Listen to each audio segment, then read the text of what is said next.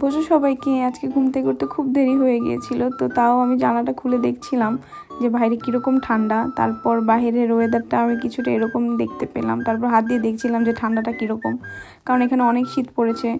তারপর এত ঠান্ডা ছিল যে আমি সাথে সাথে জানালাটা বন্ধ করে দিলাম, কারণ জানালাটা খুলে রাখলে আমি ফ্রোজেন হয়ে যাব মনে হচ্ছে। তারপর আমি জানলা বন্ধ করে আমি প্রথম কাজ আমার যেটা সকালে বিছানা গোছানো, তারপর ব্রাশ করা, তারপর ফ্রান্সে আসার পর এই ফেস ওয়াশটা আমি নতুন ব্যবহার করছি।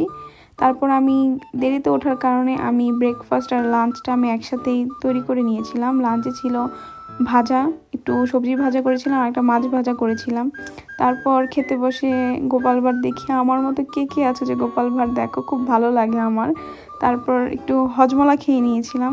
তারপর বাইরে যাওয়ার জন্য একটু বের হয়েছিলাম, ভালো লাগছিল না, দেখো ওয়েদারটা এরকম, বাতাস ছিল একটু। তারপর মেট্রো স্টেশনে গিয়ে আমি মেট্রোর এরকম একটা দেখতে পেলাম লোগো। তারপর আমি একটু কাজে বের হয়ে গিয়েছিলাম।